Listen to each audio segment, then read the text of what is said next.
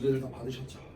또 우리 또 오랜만에 지금 특강하는 거잖아요. 2주 만에 하는 거라서 여러분이 또 이제 기억이 좀 가물가물하거나 이러실 수 있으니까 그래서 우리 지난번까지 배웠었던 내용을 아주 짧게 좀 이제 복습을 하고 그러고 난 다음에 여기 유닛 3에 있는 이 새로운 챕터를 나가도록 할 예정입니다. 그리고 우리 이제 다음 주부터는 이제 제가 새 교재를 드릴 거예요. 이제 여기 유닛 3까지 하면 이제 이 볼륨 1 교재가 끝나거든요. 그래서 제가 다음 주에 새로운 교재 나눠드리고 그걸로 또 진도를 나가자고요. 자, 일단 여기 유닛 3 하기 전에 앞서서 우리가 지난번에 배웠던 유닛 1, 2에 대한 내용을요 짧게 말로 제가 한번 좀 리뷰를 해보도록 하겠습니다. 자, 우리가 맨 처음에 이제 배웠을 때 영어는 위치가 중요한 언어다 이런 이야기를 했었어요. 그래서 자리를 잘 잡아야 된다. 해석도 마찬가지지만 특히 영작 같은 경우에서 우리가 순서를 잘못 쓰면은 아예 다른 말이 돼버린다 이런 얘기를 했습니다. 그래서 우리가 자리를 잘 잡아야 되는데 이 책의 제목이 뭡니까? 영어 문장이 왜 길어지는가 라는 거잖아요. 그래서 영어 문장이 왜 길어졌더라? 이유가 3가지 있었는데 영어 문장이 길어진 이유 3가지. 시훈아 뭐였어? 아니 앞에 보고 하면은 의미가 없지. 했었는데. 그게 괄호쳐가지고 괄호쳐갖고 나오는 거 그게 뭐야? 이름이 기억이 안 나. 이름이 기억이 안 나요? 수식어. 수식어를 사용하기 때문이었죠. 그 다음에 또 있었어요. 지훈아 뭐였지? 왜 길어지지? 왜 길어질까요? 자, 첫 번째는 우리 시훈이가 말한 대로 수식어를 사용하기 때문이고, 두 번째가 바로 우리 오늘 수업 시간에 배울 준동사라는 놈을 사용하기 때문에 이 영어 문장이 길어지고요. 마지막 세 번째는요, 구와 절을 사용하기 때문에 영어 문장이 길어진다. 이렇게 3가지 이유가 있었습니다.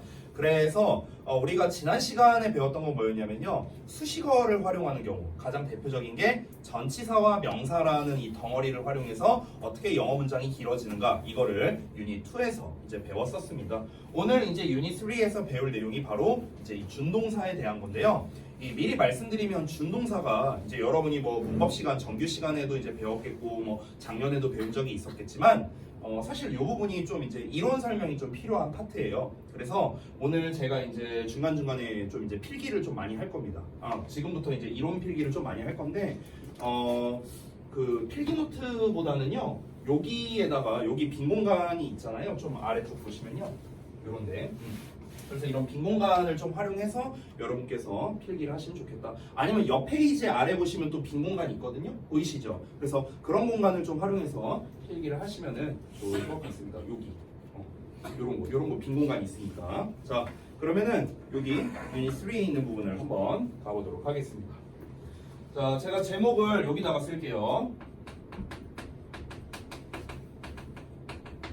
준동사 이렇게 쳤습니다.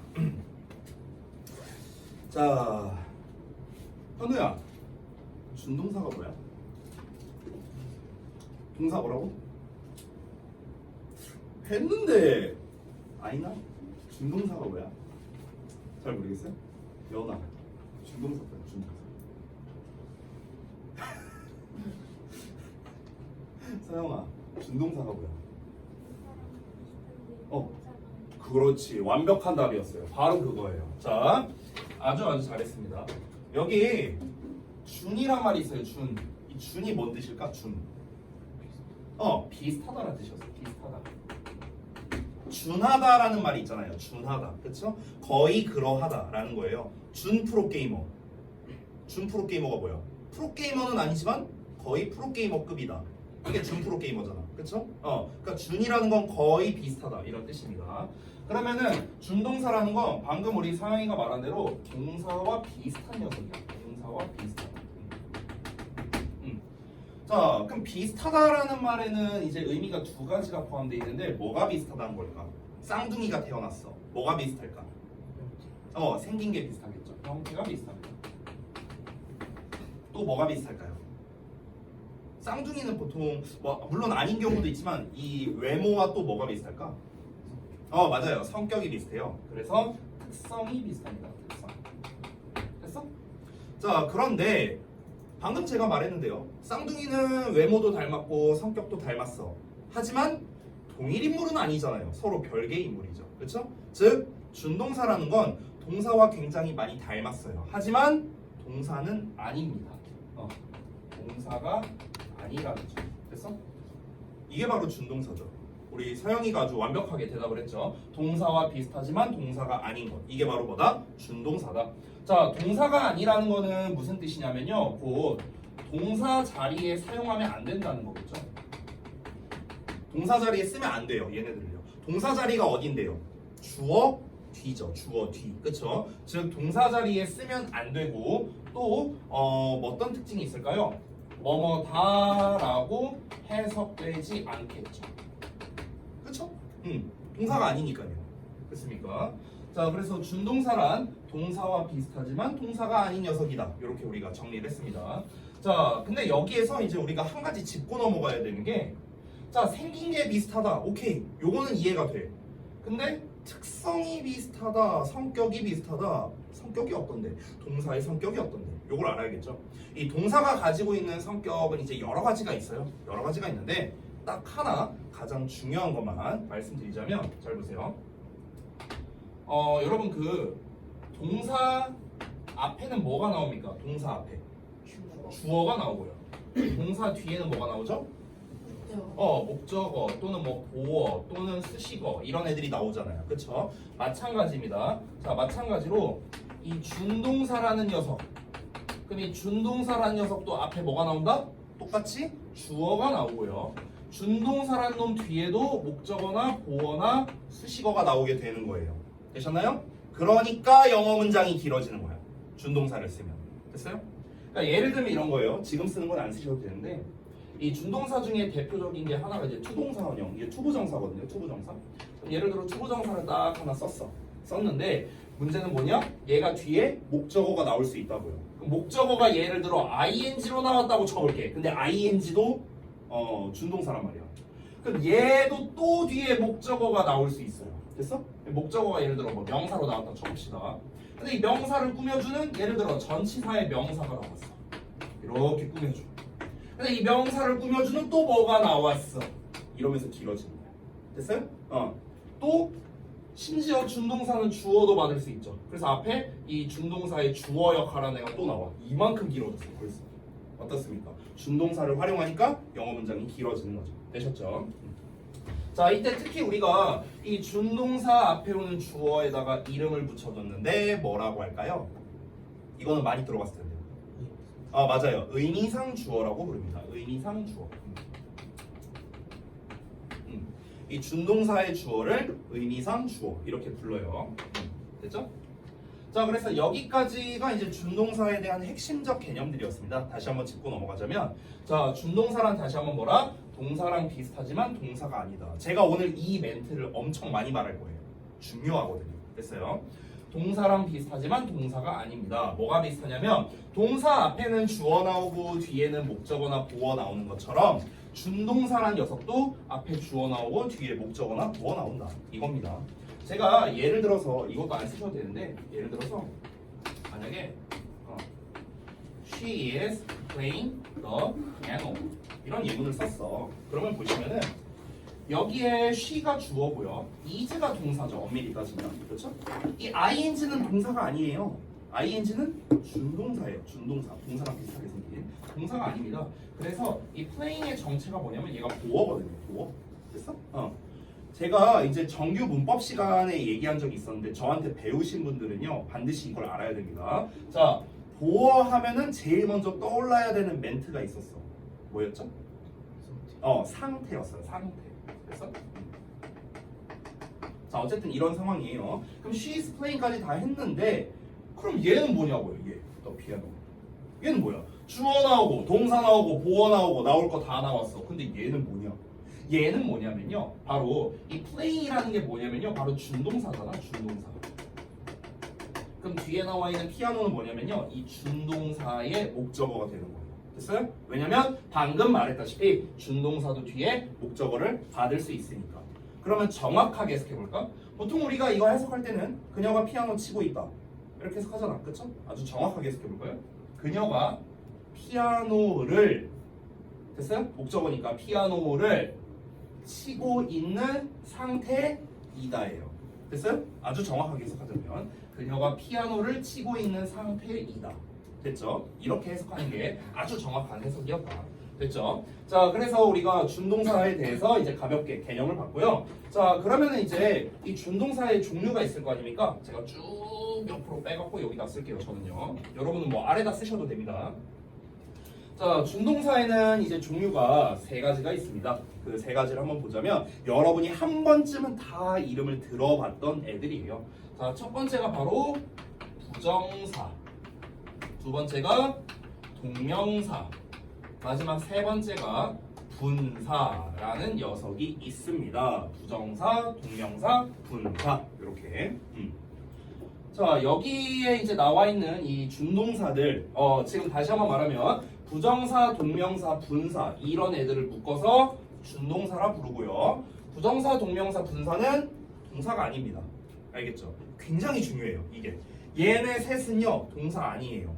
여러분이 흔히 ing라고 쓰는 녀석 있잖아. ing가 동사가 될 확률은 0%입니다. 0%. 절대 동사가 아니에요. 알았죠? to의 동사원형 동사 아닙니다. 동사의 ing 동사 아닙니다. 우리가 흔히 pp라고 부르는 과거분사 동사 아닙니다. 절대 동사가 될 수 없습니다. 0%야 0%. 알겠습니까? 자, 그래서 우리가 요번 유닛에서는요 뭘 배울 거냐면 준동사 이 세 가지 전체를 다 배우는 게 아니라 부정사와 동명사 이 녀석에 대해서만 좀 짧게 제가 설명을 드릴 겁니다. 분사는 좀 따로 배울 거예요. 따로. 요거는 이제 우리가 다음 교재에서 제가 따로 설명을 드릴 겁니다. 자, 일단은 오늘 배울 내용이 이 두 가지니까 이 두 가지에 대한 간단한 설명을 좀 드리도록 할게요. 자, 일단 부정사라는 녀석부터 한번 보겠습니다. 자, 부정사는 우리가 흔히 to의 동사 원형이라는 형태로 씁니다. to의 동사 원형 가장 기본적인 형태고, 동명사라는 녀석은 동사에다가 ing 붙인 이런 형태로 쓰게 됩니다. 자, 그러면 여기서 중요한 게 부정사, 동명사, 분사는 각각 다시 한번 말합니다. 동사가 아니라고 했죠. 그렇죠? 그럼 동사가 아니라면은 얘네는 무슨 역할을 하느냐, 어떤 다른 역할을 할 거 아니에요. 그 역할에 대해서 한번 써보도록 할게요. 부정사는요 명사도 되고요, 형용사도 되고요, 부사도 돼요. 세 가지의 역할을 할 수가 있고요. 동명사는 이름에 친절하게 써있죠. 명사의 역할을 합니다. 됐죠? 자, 참고로 말하면 분사는 형용사예요. 참고로 말하자면. 그럼 여러분 지금 딱 보셨을 때 부정사, 동명사, 분사를 보셨을 때 이 품사들을 보면은 명사, 형용사, 부사, 명사, 형용사 이렇게 나와 있죠? 즉 얘네들은 동사의 역할을 할 수 없다는 걸 또 다시 한번 볼 수가 있습니다. 자, 우리가 요 두 놈의 이 명칭에 대한 설명을 좀 잠깐 해드릴게요. 자, 부정사라는 게 이제 말 뜻이 뭐냐면요. 부는 아니 부자예요. 아니다라는 뜻이고요. 정이라는 건 정해져 있다라는 뜻입니다. 사는 말씀 사자예요. 즉 부정사란 정해져 있지 않은 말이란 뜻이에요. 한자로 뜻풀이를 하자면 정해져 있지 않은 말. 선생님 뭐가 안 정해져 있는데요? 뭐가 안 정해져 있냐면요. 해석이 안 정해져 있어요. 해석이 안 정해져 있어요. 그러니까 해석이 안 정해져 있다는 건 뭐냐면은 해석이 이렇게 해도 되고 저렇게 해도 되고 요렇게 해도 되고 저렇게 해도 되고 해석할 수 있는 방식이 굉장히 다양하다라는 뜻인 거예요. 그래서 해석이 사실상 뭐뭐다라는 해석을 제외하고는 다 가능해요. 다 가능해요. 그래서 해석이 무한대로 가능합니다. 무한대로. 실제로 그래서 이 부정사를 영어로 뭐라고 하냐면요. to infinite라고 불러요. to infinite. 부정사라는 이 문법 용어를요. to infinite라고 부르는데 infinite가 무슨 뜻이야? 무한이잖아. 무한. 그렇죠? 그러니까 왜 무한이라고 부르겠습니까? 해석이 무한이어서 그래요. 해석이 이것도 되고 저것도 되고 이게 되는 게 되게 많아서 그런 거고. 됐습니까? 그 다음에 동명사는 아까도 말했지만 이름에 답이 써 있어요. 동사를 명사로 바꿨다는 거예요. 동사를 명사로 바꿨다. 그래서 명사의 역할을 하는 거죠. 되셨습니까? 여기까지가 이 준동사에 대한 기본적인 설명을 드렸습니다. 자, 다시 한번 정리해 볼게요. 자, 준동사란 뭐라? 동사랑 비슷하지만 동사가 아닙니다. 절대 동사 자리에 써서는 안 돼요. 뭐가 비슷하냐면은 준동사 앞에도 주어, 뒤에는 목적어나 보어나 수식어가 나올 수 있다. 절대 잊지 마시고요. 자, 이 준동사의 종류 세 가지가 있는데 우리가 오늘 배울 내용은 부정사와 동명사 이 두 가지다 이렇게 정리를 했습니다. 특히 부정사 같은 경우는 여러 가지 역할을 하기 때문에 해석이 굉장히 다양하게 될 수밖에 없겠죠. 명사일 때, 형용사일 때, 부사일 때 해석이 다 다르니까. 됐습니까? 자, 그럼 일단 우리가 알고 있는 기본적인 것부터 한번 접근해보자. 알고 있는 기본적인 거. 자, 얘네가 명사로 쓰여. 수동사 원형이나 ing가 명사로 쓰여. 그럼 어디에 써야 될까? 우리 어느 자리에 쓰는지 중요하잖아. 영작할 때 어디에 써야 될까요? 명사로 쓸 때. 주어, 목적어, 보어 자리죠. 그렇죠? 주어, 목적어, 보어 자리. 자, 형용사로 쓰인대. 형용사는 우리 지난번에 배웠는데 수식어거든요. 수식어. 너네 이거 기억나요? 지난번에 제가 수식어에 대한 설명했었는데 그때 피클 얘기했었어. 피클 얘기 기억나? 기억나죠? 이 수식어라는 녀석을 제가 어디에 써야 된다 했었죠? 근처에 어떤 거 근처에? 꾸며주는. 그렇지, 꾸며주는 애. 그러니까 정확히 말하면 꾸밈받는 녀석 근처에 써야 된다 이런 얘기를 했습니다. 그래서 피클을 고기 위에다 올려놨잖아요. 고기를 꾸며주니까. 이해되셨습니까? 자, 이런 것처럼 그러면은 이 수식어의 종류가 형용사와 부사가 있었거든요. 그럼 여러분 아시다시피 형용사는 누구 꾸며줘요? 명사 꾸며줍니다. 그러면은 형용사는 어디에 써야 돼요? 명사 근처에 쓰는 거야. 명사 앞이나 뒤에 쓰는 거고요. 부사라는 거는 누굴 꾸며주죠? 동사나 형용사나 부사나 문장을 꾸며줍니다. 그죠? 그러면은 부사는 어디에 써야 돼? 동사 근처에 쓰거나 동사 꾸며줄 때, 형용사 꾸며줄 땐 형용사 근처에, 부사 꾸며줄 땐 부사 근처에, 문장을 꾸며줄 땐 문장의 앞이나 문장의 뒤에. 됐습니까? 이런 식으로 근처에다가 쓰는 겁니다. 근처에다가. 자, 근데 앞에다 쓰냐 뒤에다 쓰냐 요게 이제 문제일 텐데 제가 또 하나 추가로 말한 게 있었죠.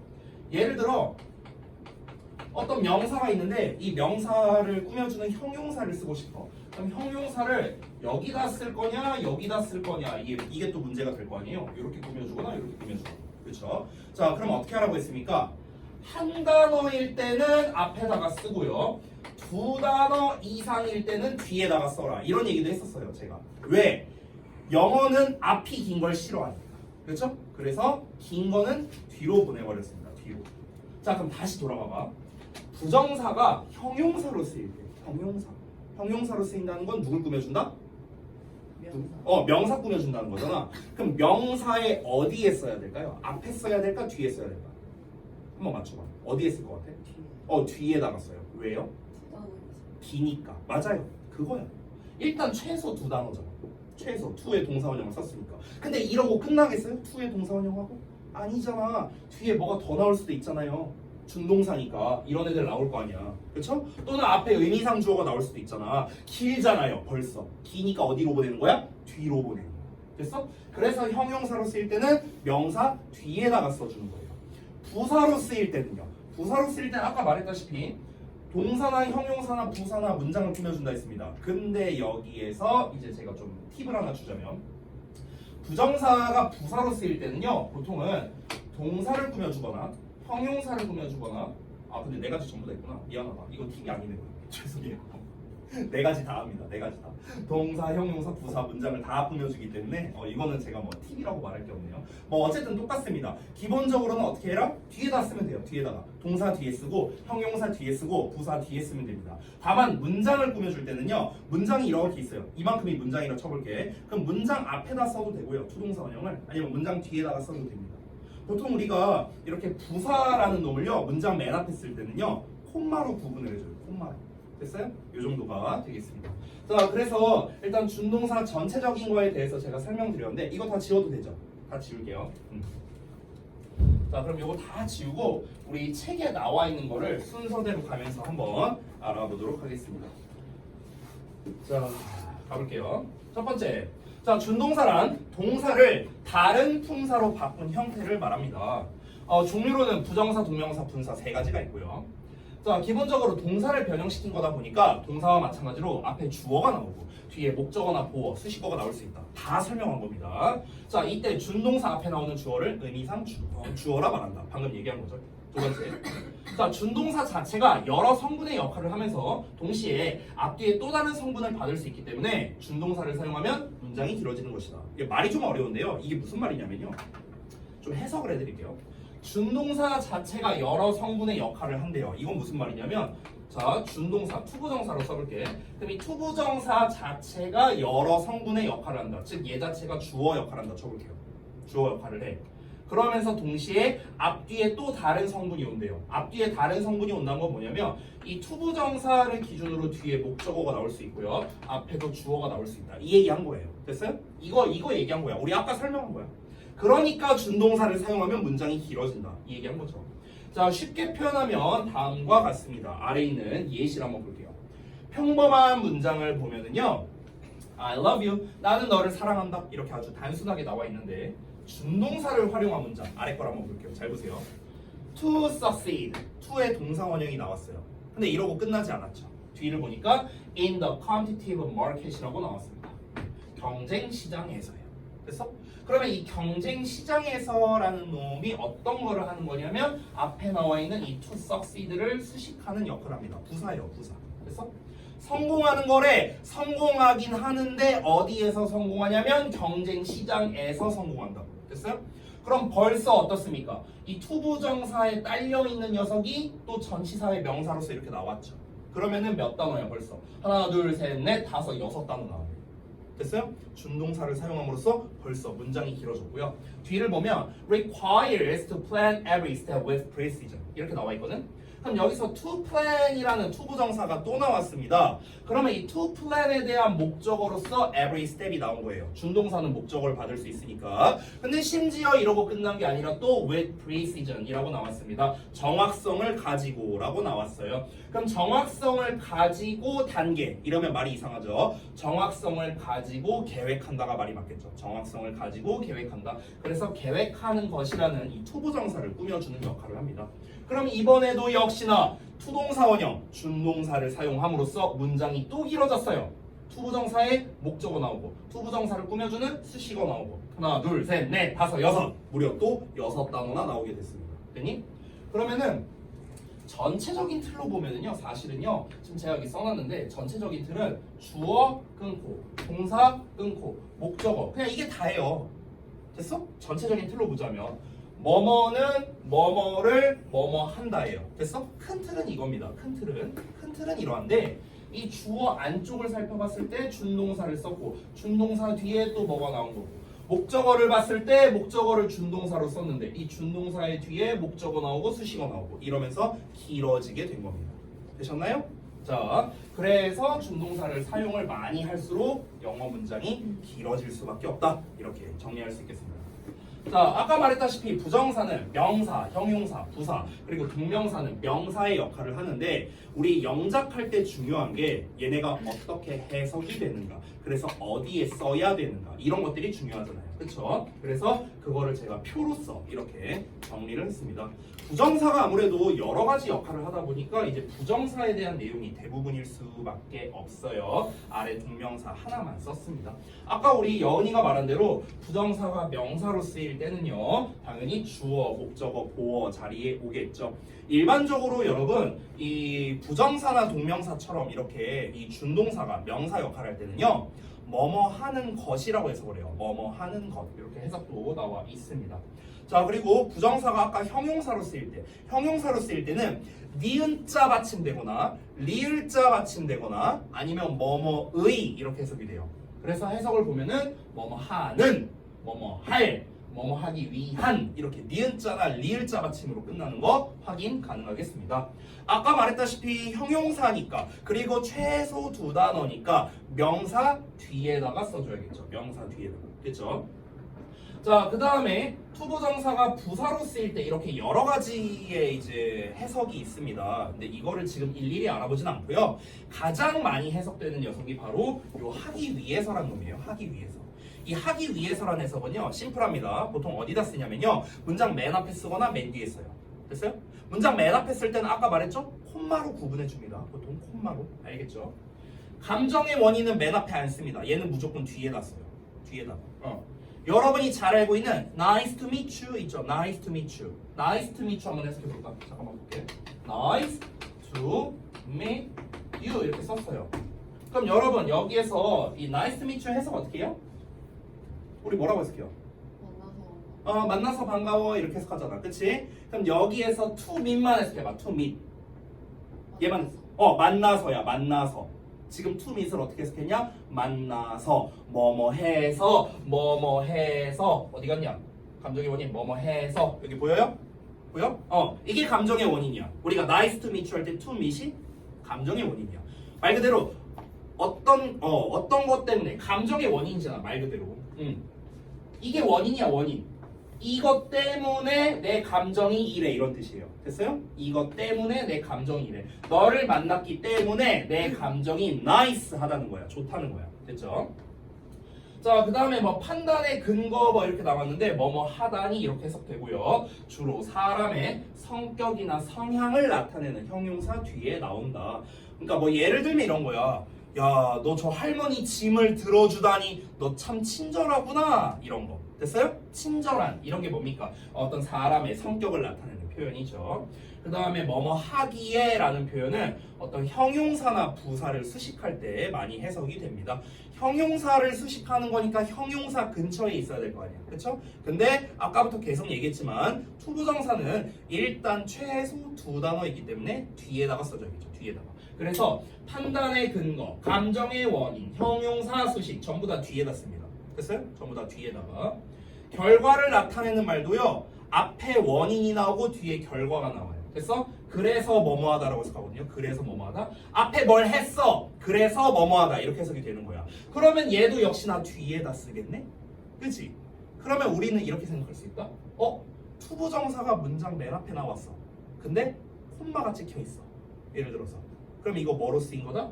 하기 위해서. 얘밖에 없는 거야. 됐어? 왜냐면 나머지는 다 뒤에다가 쓰니까. 되셨나요? 이렇게 우리가 또 기억을 할 수 있겠다. 자, 넘어갈게요. 자, 부정사와 동명사의 주요 특징 정리 한번 보겠습니다. 우리가 영작하면서 주의해야 할 점들이에요. 첫 번째입니다.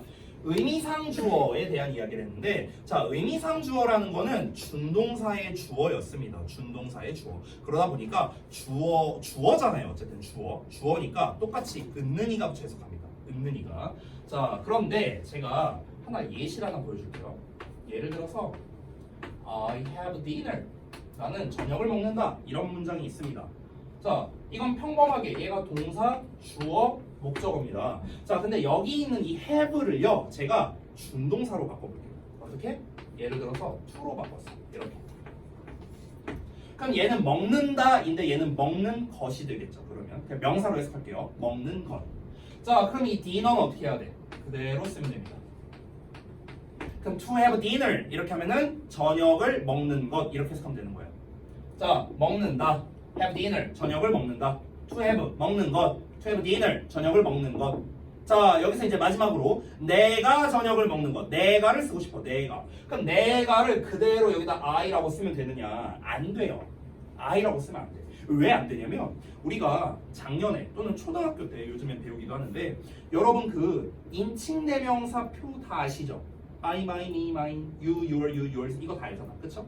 그럼 거기에서 보면요. I, she, you, he, it 이런 애들 우리가 뭐라고 부르냐면 주격이라고 불러요. 주격. 그쵸? I라는 녀석은 주격입니다. 주격이란 말이 무슨 뜻이에요? 격이 무슨 뜻이었죠, 얘들아? 내가 알려줬어. 저 시간에. 격이 뭐였지? 영어는 격, 그렇지. 위치. 격의 언어. 위치였어, 위치. 그럼 주격이란 건 뭐냐면요. 주어 자리란 뜻이거든요. 주어 자리. 그러니까 주어 자리에서는 I라고 써라 이거예요. 그럼 얘들아, 주어 다음에 뭐 나와야 돼? 동사 나와야 되잖아. 근데 여기서 I라고 써버리면 어떤 일이 벌어질까요? 뒤에 동사가 나와야 되는데 to have는 동사가 아니잖아. 그치? 오류가 생기는 거야. 됐어? 그래서 I라고 쓰지 않습니다. 그래서 우리가 이제 규칙을, 이제 약속을 하나 정한 거예요. 어떻게 쓰자? For me 이렇게 쓰자. 또는 of me 이렇게 쓰자. 이렇게 약속을 정한 겁니다. 되셨나요?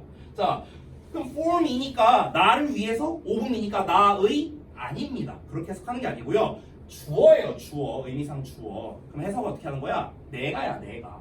됐어? 그럼 내가 저녁을 먹는다. 내가 저녁을 먹는 것. 이렇게 해석하는 거예요. 되셨나요? 자, 하나 더 해볼게요. to have 말고요. 동명사로 써볼게요. 한번 동명사 having이라고 써볼게요. 얘도 똑같이 먹는 것이죠. 자, 그럼 목적어는 똑같이 쓰면 돼요. dinner. 자, 근데 여기에다가 마찬가지로 I라고 쓰면 어떻게 된다? 틀립니다. 왜? 주격이니까. 됐어요? 뒤에 동사가 아니잖아요. 그래서 우리가 주격이 아니라 이 동명사의 의미상 주어는 어떻게 쓰냐면요. 소유격, my 이렇게 쓰거나 아니면 목적격, me 이렇게 씁니다. 됐어요?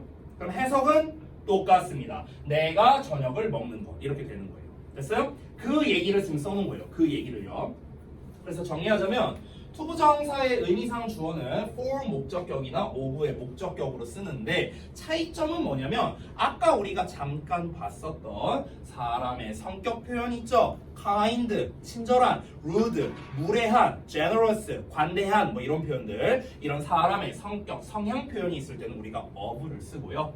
동명사의 의미상 주어는 목적격 또는 소유격을 씁니다. 그럼 선생님 얘네 둘의 차이는 뭔가요? 라고 물어볼 수 있는데 차이가 있어요. 당연히 있는데 지금 이 영작 단계에서는 중요하진 않기 때문에 제가 일단 설명을 생략하고 넘어갈게요. 자, 그 다음 아래 있는 예시를 한번 보겠습니다. 내가 영어를 공부한다는 것은 의미가 있다. 자, 한번 볼까요? 내가가 나왔어요. 영어를 열심히 공부한다로 끝나는 게 아니라 공부한다는 것이야. 뭐뭐 한다는 거. 됐어? 그럼 뭐뭐 한다는 것이니까 우리가 투동사 원형이나 ing를 쓰면 되는 겁니다. 여기서는 투동사 원형을 쓴 거예요. 됐어요? 자, 그래서 이만큼 이렇게 덩어리가 만들어지는데 자, 이 덩어리를 보시면요. 여기서 공부한다라는 말이 나왔어. 여기 뭐뭐 하는 것 보이시죠? 뭐뭐 하는 것. 그래서 여기를 투동사 원형으로 쓸게요. ing로 써도 돼요. 저는 그냥 투동사 원형으로 쓰는 거야.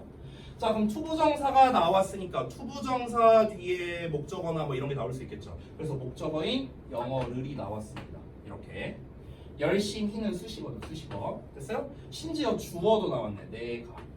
됐어? 이렇게 돼 있네. 됐니? 그럼 한번 볼까요? 투동사 원형. 공부한다는 것은 to study죠. 그렇죠? 근데 투부정사의 주어가 나와 있네요. 내가. 투부정사의 주어는 어떻게 쓴다? for 목적격, of 목적격. 일반적으로는 for 목적격을 씁니다. 그래서 앞에다가 주어는 원래 동사 앞에다 쓰잖아요. 그러니까 의미상 주어도 준동사 앞에다가 쓰는 겁니다. 그래서 for me 이렇게 나온 거고요. 영어를 얘는 목적어니까 뒤에다 써야겠죠. English. 됐어요? 남은 게 뭡니까? 열심히죠. 열심히. 열심히는 이제 뒤에다가 마저 쓰면 되는 거고요. 됐어? 그래서 이 지금 이렇게 길게 나와 있는 이 부분이 바로 주어가 됩니다. 선생님 주어인데 왜 뒤에다 썼어요? 여러분이 잘 알고 있는 가주어 진주어예요. 주어가 너무 기니까 꼴 보기 싫어서 뒤로 보낸 거야. 됐어? 그러고 난 다음에 it으로 땜빵한 거죠. 이렇게. 됐어? 그럼 이제 남은 걸 쓰면 되겠죠. 이만큼이 주어였으니까 의미가 있다. 의미가 있다라는 거는 의미가 있는이라는 형용사와 뭐뭐이다라는 비동사가 합쳐진 겁니다. 그래서 is meaningful 이런 식으로 완성이 된 거예요. 됐죠? 자, 아래 있는 것도 보자면요. 나는 그가 좋은 성적을 받았다는 것에 대해 자랑스러워했다. 이거는 가볍게 이제 의미상 주어만 좀 보고 넘어갈게요. 여기 getting이라는 동명사가 나왔습니다. 얻었다. 얻었다는 것이죠. 정확히 얻었다는 것. 자, 근데 얻긴 얻었는데 누가 얻었냐면 그가 얻었거든요. 그가. 됐어요? 여기서 그를로 해석하는 거 아니에요. 그를이 아니고 그가야. 그가. 왜냐면 동명사 앞에 목적격이 나왔으니까. 목적격 나오면 뭐라? 여기 써놨죠? 동명사 앞에 목적격. 이게 바로 뭐라? 의미상 주어다. 그래서 그를이 아니라 그가야. 그가. 그는 그가 좋은 성적을 얻었다는 것에 대해 나는 자랑스러워했다. 이렇게 되는 겁니다. 자, 그 다음에 두 번째 특징 가볼게요. 부정사와 동명사는 둘 다 단수 취급합니다. 왜냐면은 뭐뭐하는 것이라고 해석하잖아요. 뭐뭐하는 것들 아니죠? 그래서 단수로 보고요. 세 번째, 전치사의 목적어 자리에는 부정사를 쓸 수 없지만 동명사는 쓸 수 있다라고 했습니다. 자, 이게 무슨 말이냐면요. 여러분, 전치사 뒤에는 명사 쓰잖아. 근데 투동사 원형도 명사 되고 ing도 명사 되잖아. 그치? 그러면 전치사 뒤에 얘네를 쓸 수 있을 거 아니에요. 명사니까. 그런데 투동사 원형은 안 되고 ing는 된다. 이런 말인 거예요. 선생님, 투동사 원형은 왜 안 돼요? 왜 안 되냐면요. 이 투동사 원형, 이 투부정사는요. 이 투가 전치사에서 출발하는 거거든. 전치사 투. 그럼 to 나왔는데 예를 들어 전치사 to가 나왔는데 뒤에 또 to 동사원형을 써. 그럼 이상하잖아. to잖아. to. 그렇죠? 이상하잖아. 그러니까 이제 우리가 ing형으로 이렇게 써버리는 거예요. 알겠죠? 자, 여기까지 이제 특징이었고요. 자, 이제 마지막입니다, 여러분. 이 준동사에 대한 이제 특히 부정사와 동명사에 대한 아주 기본적인 설명만을 했고요. 이제 정말 중요한 그래서 준동사를 활용해서 어떻게 영작을 해야 되는가. 자, 시간이 많이 없으니까 쭉 읽으면서 갈게요. 잘 따라오세요. 자, 준동사를 활용해 영작할 때는 항상 여러분이 뭘 생각해야 되냐면은 앞에 주어가 나올 수 있구나, 뒤에 목적어나 보어나 수식어가 나올 수 있구나, 언제나 이걸 염두에 두고 우리가 영어로 쓸 수 있어야 된다라는 겁니다. 자, 예를 들어서 아까 우리가 봤었던 예시인데 내가 영어를 열심히 공부한다는 것은 의미가 있다. 이걸 한번 영작한다고 쳐보자고요. 자, 한번 해볼까요? 지금 제가 이렇게 굵게 밑줄 친 거 보이시죠? 한글에 여기만 딱 골라갖고 영작한다는 거예요. 잘 보세요. 자, 일단은 공부한다는 것은 얘부터 써야 돼요. 왜 얘부터 써야 될까? 뭐뭐 한다는 것, 뭐뭐라는 것 보여요? 뭐뭐라는 것 여기 보이시고 은 보여요?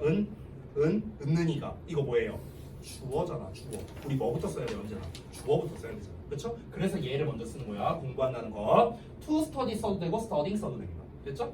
여기 써놨습니다. 뭐뭐 하는 것으로 해석되니까 부정사나 동명사를 사용하는데 은는이가가 붙었으니까 주어 자리에 써야겠죠. 됐죠? 자, 그러면 이제 우리가 공부한다는 거 썼습니다. 근데 우리 항상 말합니다. 투동사원형, 준동사를 쓰면은요 앞이나 뒤에 뭔가가 붙겠구나 이걸 생각해야 된다고. 됐어? 자, 공부를 하긴 해. 뭘 공부하는데? 영어를 공부해. 을을 붙었네. 그렇죠? 공부를 하긴 하는데 바로 영어를 공부해. 즉 공부하는 것이라는 준동사의 목적어가 되는 거죠. 그래서 뒤에다가 English를 쓴 겁니다. 됐죠? 자, 그 다음에 영어를 공부하긴 하는데 어떻게 공부하냐면 열심히 공부해. 공부를 어떻게 해? 열심히 해. 즉 열심히라는 말이 공부한다는 말을 꾸며주는 즉 수식어가 됩니다. 수식어는 우리가 언제나 뒤에다가 써주죠. 그래서 English hard 이렇게 된 거예요. 자, 또 이어서 영어를 열심히 공부하는데 누가 하냐면 내가 해요. 내가 열심히 공부합니다. 자, 공부하다의 주어네요. 주어니까 어디다 씁니까? 앞에다가 써줍니다. 자, 우리가 투부정사니까 for me로 써주면 되고 동명사라면은 my라고 써주면 됩니다. my study 또는 for me to study 이렇게 쓰면 돼요. 자, 그래서 여기까지 해갖고 지금 이만큼이 전체가 주어 부분이에요. 주어 부분. 이거를 우리가 좀 어려운 말로 주부라고도 말해요. 주부. 여러분 어머님 말씀하시는 게 아니고요. 주부. 주어 부분이다. 이걸 줄여서 말한 겁니다. 자, 그럼 이제 주부를 다 완성했기 때문에 이제 뒤를 완성해야겠죠. 의미가 있다. 아까 말했죠? 의미가 있는이라는 형용사와 이다라는 비동사가 결합된 거거든. 그래서 is meaningful 이렇게 완성을 해준 겁니다.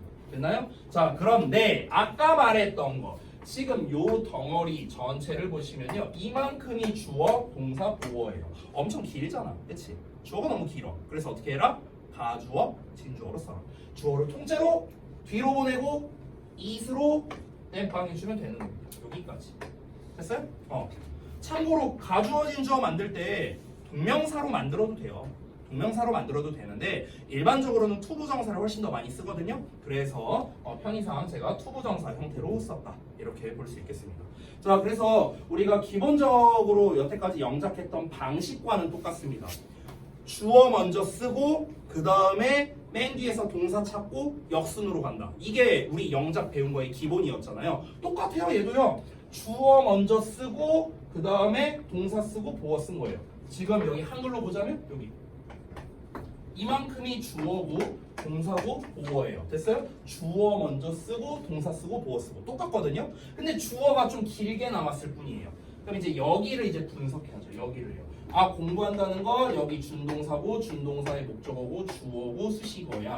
그럼 우리 어떤 순으로 쓰면 됩니까? 똑같아요. 주어 먼저 쓰고 의미상 주어 먼저 쓰고 그 다음에 동사같이 이제 동사는 아니지만 동사 같은 역할을 하는 투부정사 쓰고 그 다음에 목적어 쓰고 남은 거 쓰고. 됐습니까? 똑같습니다. 우리가 하는 방식이랑 똑같다고요.